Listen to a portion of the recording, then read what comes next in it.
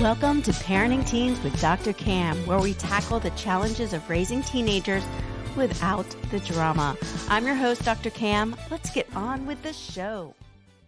Are you feeling overwhelmed by the daunting task of navigating the college application process for your teen? Wondering how to find the perfect fit without breaking the bank? Then this episode is for you. Today, we are going to dive into expert advice on finding, applying to, and paying for college with our special guest, Dr. Pamela Ellis, the education doctor.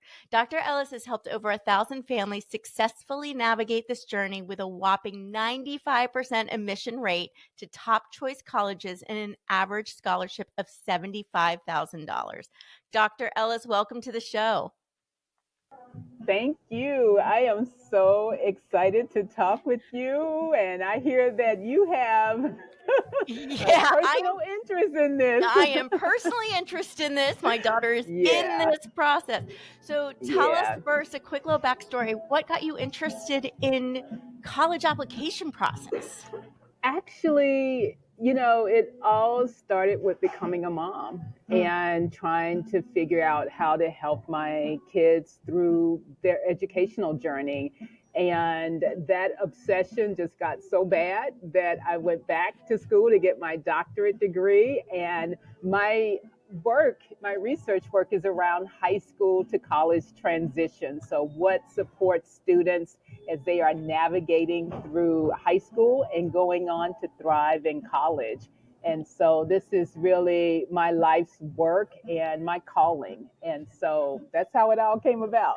That is amazing. And it's great to know people who are out there like you, because this is an overwhelming process. And I think it is overwhelming on all of us. Yeah. So let's just start from the beginning. And if I'm not at the beginning, correct me and get back to the beginning. But our kids are now in high school and we're worried about them getting into the right college. Where do we start with that? What is the most important thing for us to focus on? The most important thing is your teen, and really starting with them in terms of what their why is for college. Why do they want to go?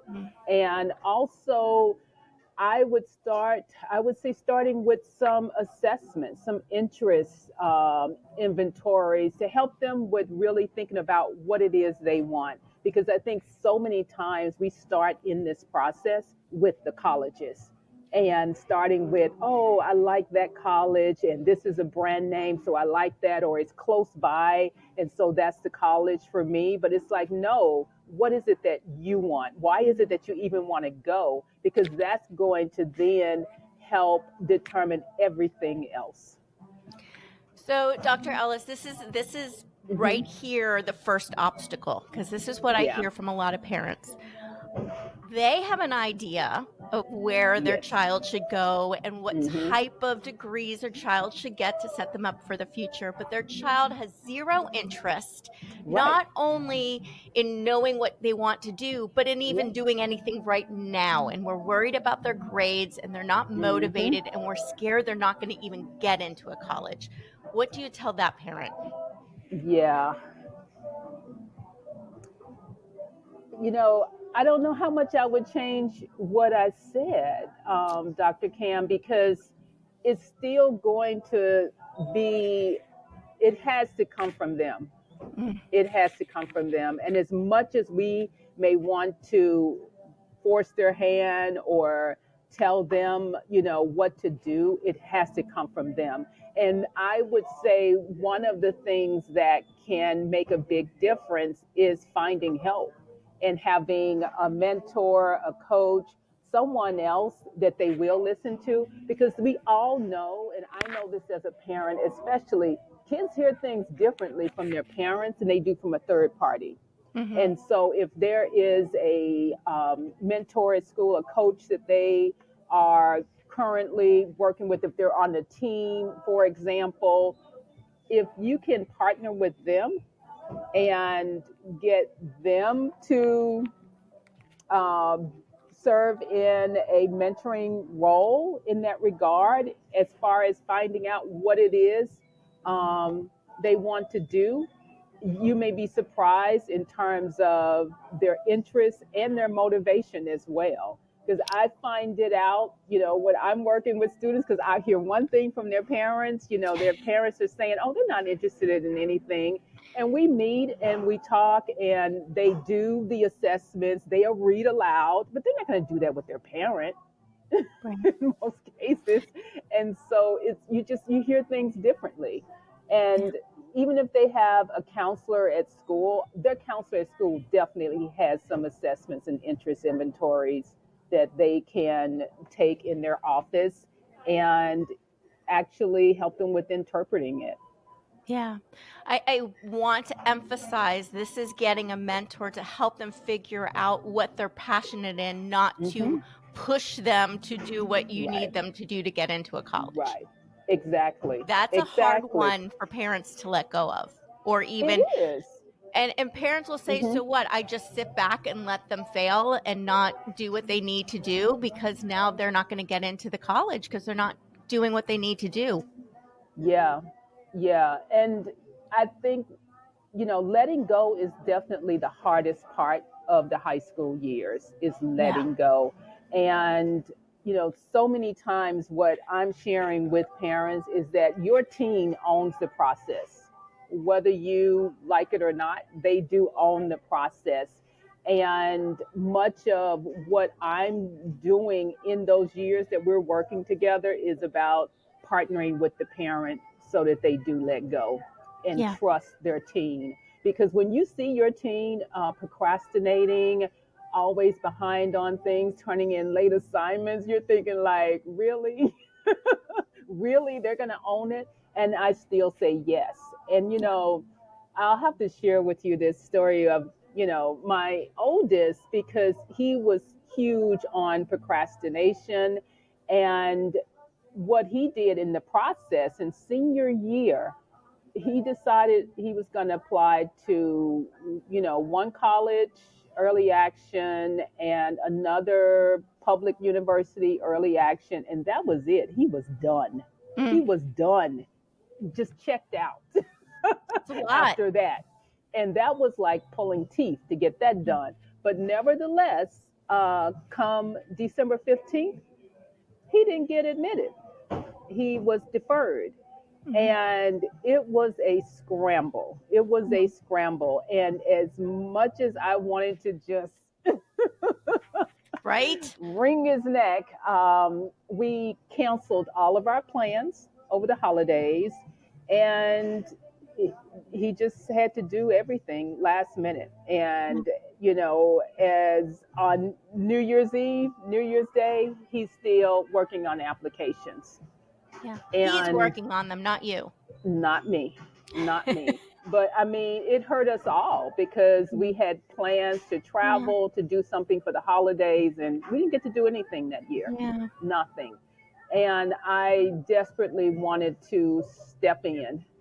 And I just knew that in stepping in, that could cause some resentment Mm. because at the end of the day, if he went to a college that was my choice, there was always going to be that um, feeling of, my mom told me to come here.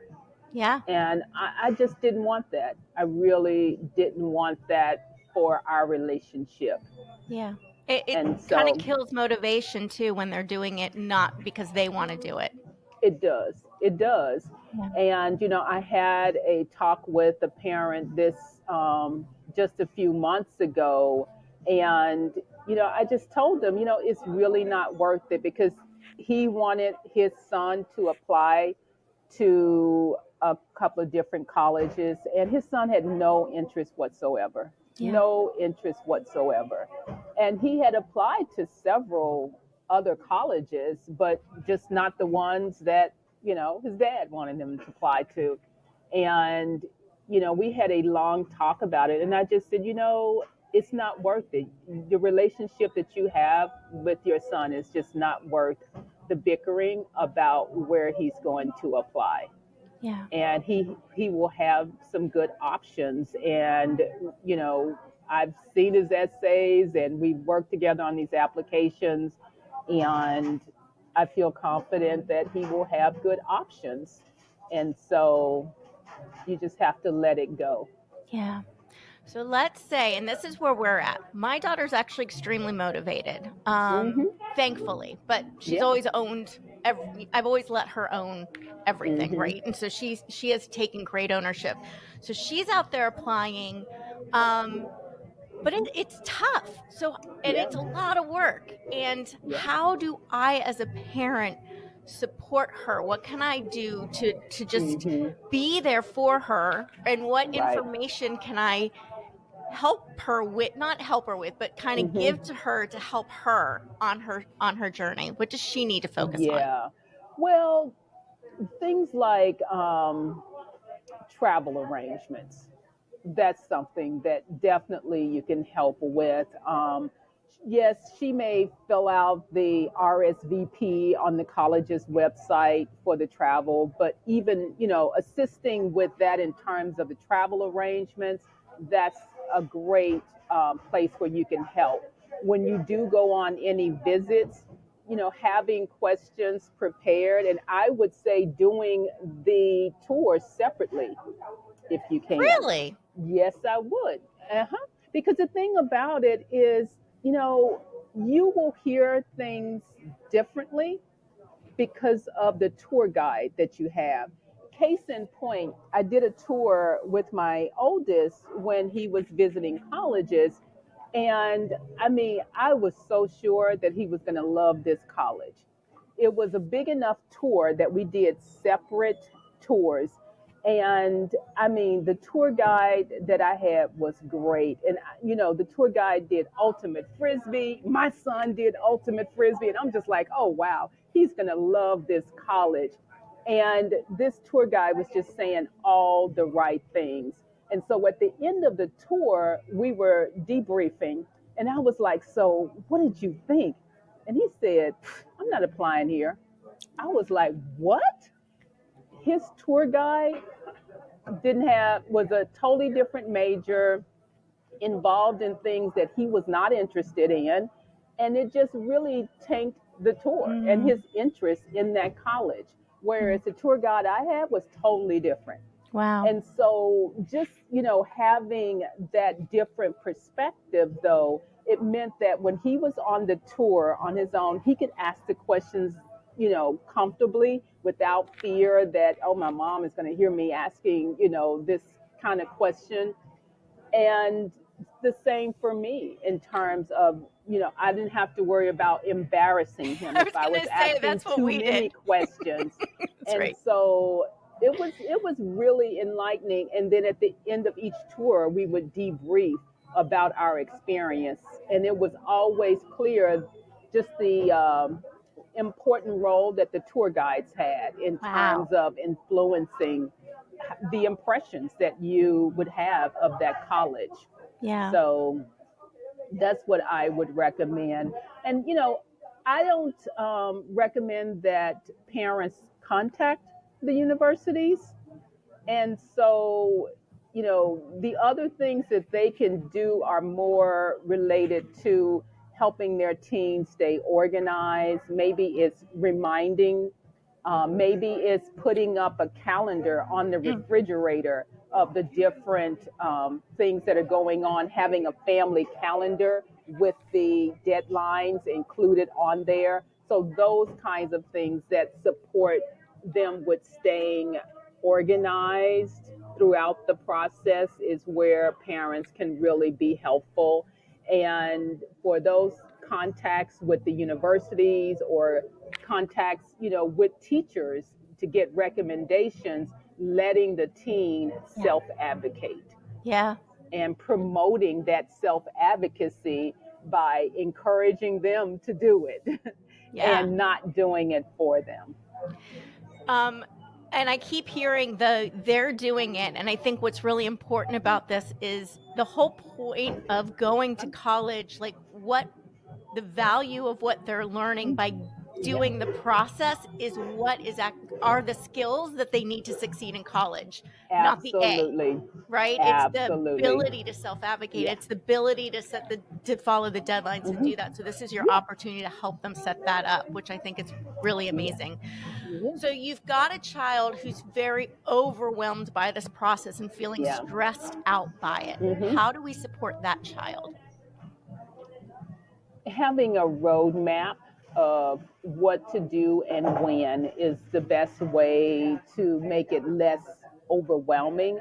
And there are things that can be done each month, a little bit at a time. It doesn't have to be all done at once. And so, one of the things is even managing down and having a roadmap around test taking and Mm, planning for that. So, in 10th grade, usually around end of 10th grade is a great time to take a full length practice ACT and an SAT to see which one you feel most comfortable with. And then during junior year, planning to focus on only one of them. mm, I find that sometimes, a lot of the overwhelm is doing too much and doing things that are unnecessary. So, like taking both the ACT and the SAT, that's not necessary because all of the colleges will accept either one of them. right. And so, just simple things like that.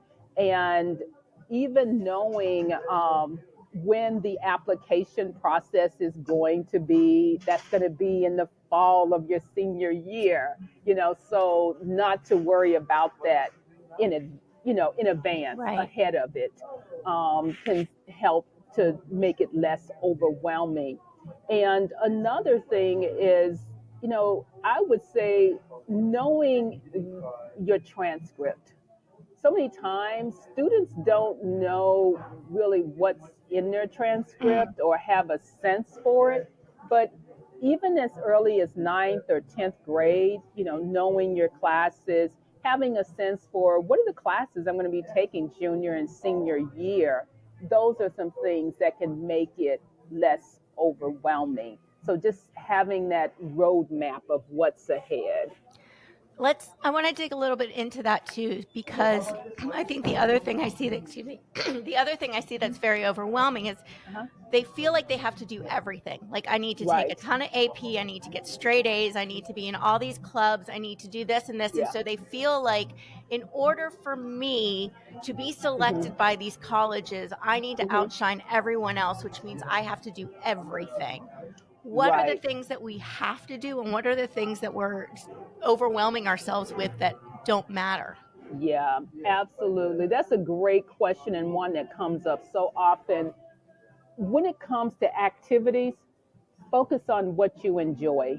Mm, Just focus on what you enjoy. One or two things. I have to tell you, Dr. Camp, my kids did two things. Two things because I had three kids close in age and none of them drove. And so yeah. I'm just like, I'll be running around ragged if I'm trying to keep up with all of these different activities. So everyone did basketball and everyone did chess. That was it. That was it. Yeah. And whatever they did, if it fitted my schedule and it didn't require driving, they could do it. But otherwise, that was it. And so oftentimes, students want to have these activities resumes that have, an hour here, 2 hours there, a lot of, different buckets that they filled. And I always say, no, Mm, absolutely not. You don't need that because what you are showing is what you're committed to, yeah. and that's what matters is what is it that you care about. They want to know who you are. And I would say that's one thing for sure. The other thing is that there are dozens of colleges that can be a good fit for any teen. And I don't want them focused on one college. I think that's Right. when it adds a lot of stress and worry around, am I checking all the boxes? And I really want to disabuse students of that whole notion that they're so focused on the one college. It's like, really, what is it that's a good fit for you? And we talk about fit in a holistic way in terms of 5 factors. Okay. And they are factors that, really support their success with getting to know a range of colleges that are going to be places where they can thrive. So what are those 5 factors?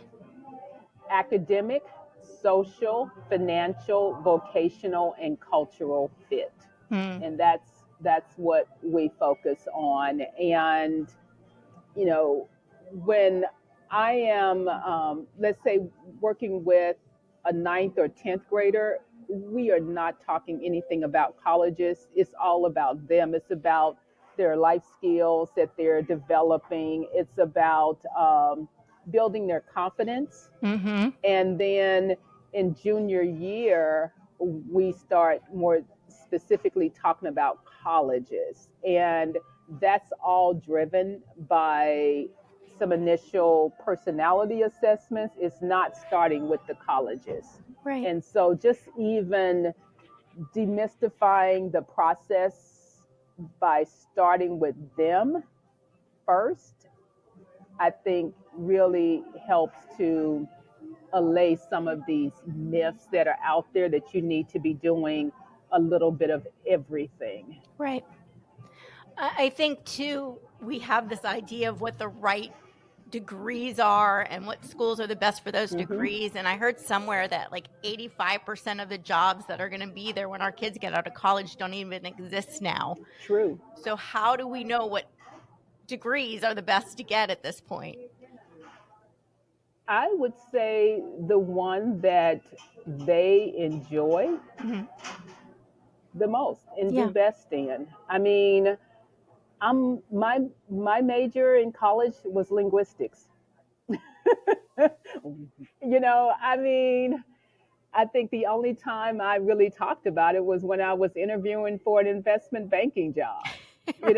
but otherwise, you know, yeah, I understand artificial intelligence. We talked about it back then, and it was the full term, artificial intelligence, in our computer and linguistics classes. But I mean, I wouldn't say that I've really used, all that I studied back then, but the skills and everything else that I learned. And then once I was working in a corporate setting, I was trained for what they needed me to do. Yeah. And so I think it still gets down to what it is that they enjoy doing and what's going to be most exciting for them. I Yeah. mean, I think it's too hard to predict and to tell a teen that they need to major in X because that's what's going to be most marketable for them doesn't really uh, make as much sense Yeah. as we may think it does. Here's a good question for you. What do you think is the uh, most common major for pre-meds For for medical pre-meds, school students? I would think biology. Philosophy. Philosophy. Hmm. Why is that? I don't know why, but I think that statistic is That's it's just fascinating. mind blowing because you wouldn't think so. Because oftentimes students do feel like if they want to do anything pre health related, they have to do biology. Yeah. And that's absolutely not the case. You can major in anything you want to and do the other prerequisite classes. And Yeah. so I was stunned when I heard that statistic Yeah. about medical school students. It's like, really? Wow. Well, I'm Okay. wondering too, philosophy requires a lot of critical abstract thinking, It which I think does. is a skill that a lot of kids don't develop even in high Hmm. school because Yeah. we're spending so much time reiterating information Yes. back and not actually processing and thinking about it Hmm. and so going that route, like how Yeah. do we set our kids up to succeed not just in the process but in Hmm. college? Um, support them with developing their confidence Mm. and sense of self and the other life skills like self advocacy and skills of independence, letting them take some risk Yeah. at times. They don't have to be great risk, but even things like doing an away summer program, doing a residential program as a ninth, a 10th grader is a way to help them learn how to make new friends Hmm. and to do it in a way that is still safe because they are still in an environment that's going to support them in a way that in college sometimes not. It doesn't happen that way. And so I think doing some simple things like that in terms of nurturing their confidence by allowing those opportunities is a good way to ensure that. So developing those skills, what I did not hear Hmm. is making sure they take a ton of AP classes and get straight A's. No, no. Mm-mm. I would say challenging themselves is, certainly a plus, but I mean, challenging themselves can be different for each student. So Yeah. sometimes it's taking an honors class that's challenging them. And other times it could be an AP class if they offer that at their school. And so I think really doing things in a meaningful way and not doing things just for the sake of everyone else is doing it is Right. key in terms of making those decisions. And, when I'm talking with students about their courses, each year we're always talking about them through senior year. Even if it's a ninth grader, we're talking about not just what you take 10th grade, but what are you taking junior and Hmm. senior as well. And it's about what classes are going to challenge them individually. And yes, I read the school report. I know what's in their curriculum guide, all of those things. And I want to see that they're challenging themselves. That's Yeah. what we're talking about. And I'm not saying you need to load up on all the APs every school year. I'm not trying to promote burnout for any student. And I talk it through, with their parents as well. And so I just I want students to still enjoy high school and I want parents to enjoy the high school years. It shouldn't be this miserable Which you it is know. for a lot Yes, of families. I see a it lot of is. misery with the target of college. And it's like Yeah. they're having a miserable time right now because everything is focused on doing all the things Yeah. they need to do to ensure they get into college. And Yeah. there's And uh, there's so many great colleges out there. there's There are so so many. many great colleges out there. It's just like really, you know, there isn't you're not going I to will get say into one. I my mean, daughter is not academic at all. Now mhm. she's a smart kid. Yeah. She's not a good test taker, right? And so her Yeah. grades are not great. Mhm. Her first school that she went to already offered her a scholarship. And it's like there are so many Yeah. schools out there that want your kids and it's There like are. she's got already has a ton of options and she's never taken an AP class in her life. Yeah, exactly. Exactly. And I mean, I have students the same way that I've worked with, and it's a range of students. And even with the statistics that you shared earlier about our results, that's with a range of students. Yeah. And I mean, I've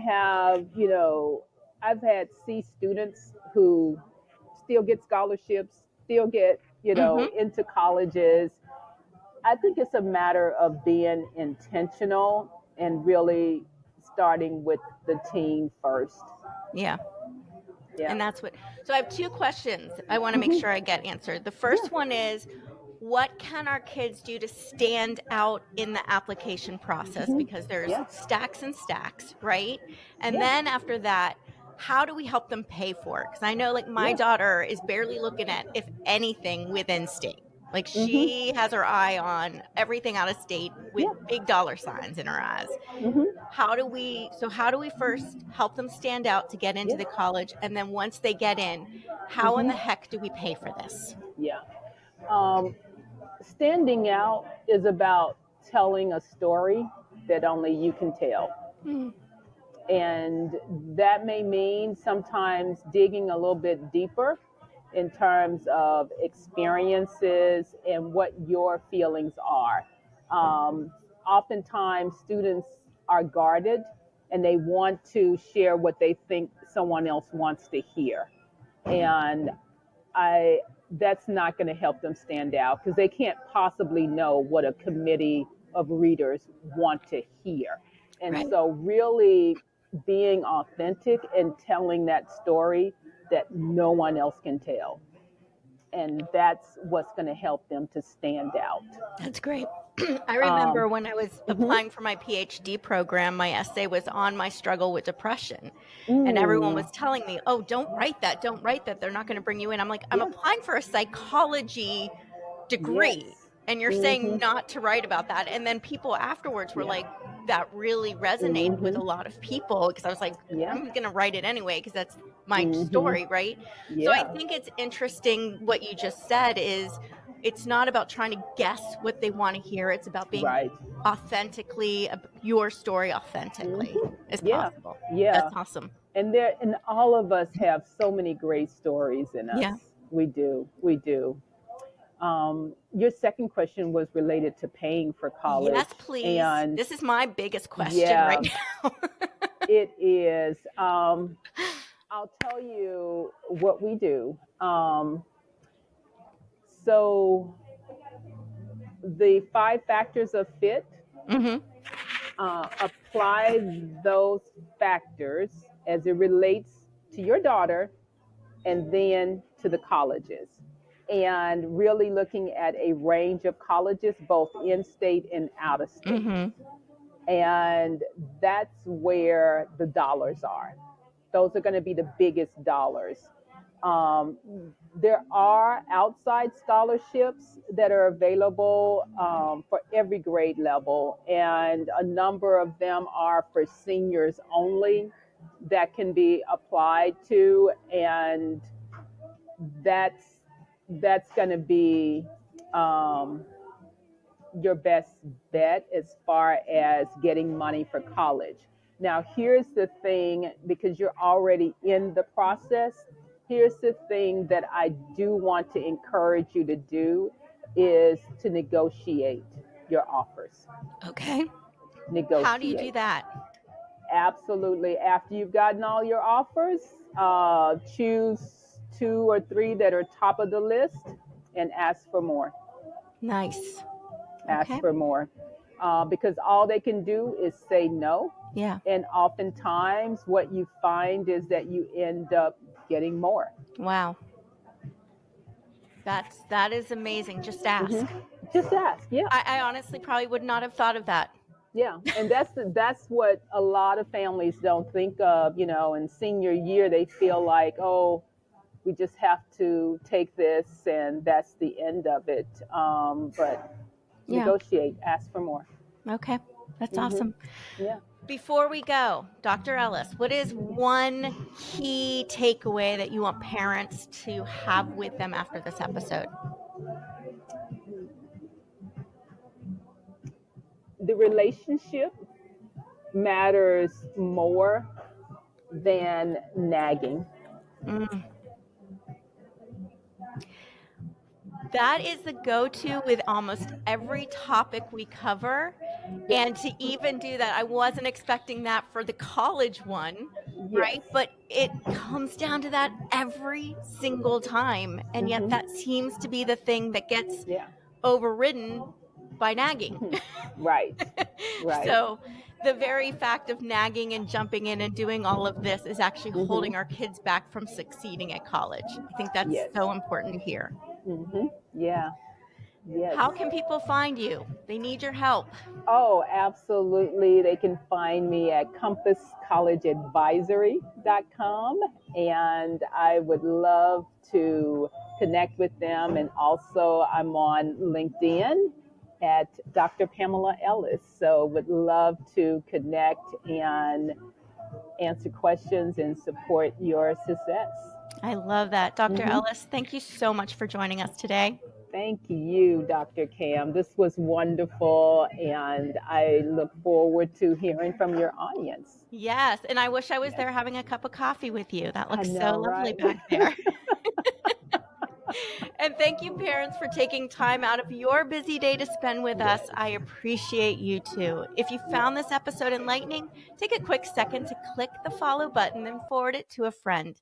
Until next time, stay curious. Remember, there's always more to the story than what you see. And that's a wrap. Thank you for tuning in to today's episode of Parenting Teens with Dr. Cam.